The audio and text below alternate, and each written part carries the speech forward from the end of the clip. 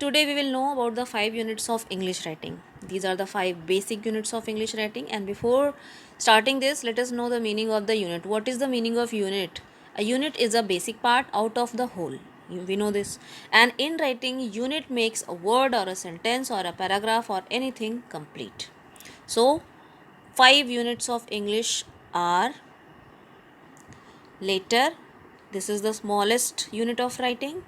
Then second is the word, second smallest unit of English writing. Then third is phrase, fourth is clause, fifth is sentence. And sentences make the paragraph, paragraph makes a chapter or essay or anything. Then what is the role of all these 5 units? All these units make a sentence or a paragraph or an essay or anything in detail. So let us start with first one, the letter. We know that there are 26 letters in English language, A to Z. Then these 26 letters are divided into two groups. These two groups are consonant and vowels. 21 are consonant and 5 are vowels. 5 vowels are A, E, I, O, U, and the rest alphabets are consonants. Then second smallest unit of English writing is word. A word is a group of alphabet or letters with a meaningful sense. It should be having the sense. So the word cat, for example, the word cat is having 3 letters, C-A-T, 1 vowel, 2 consonant, and it is having the meaning also. So this is a word. Then third smallest unit of writing is phrase. Phrase is a, what is phrase? Phrase is a group of words but having the incomplete sense and without a subject and without a predicate, but it has its meaning.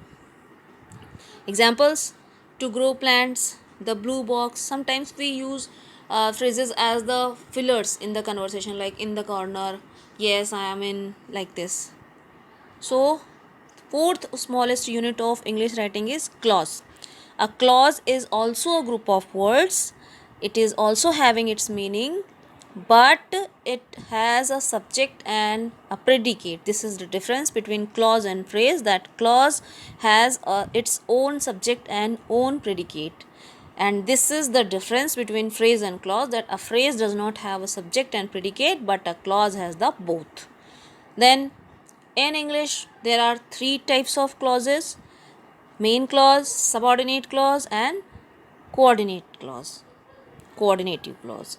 So, if the clause conveying the complete meaning, complete sense, then it is known as the main clause.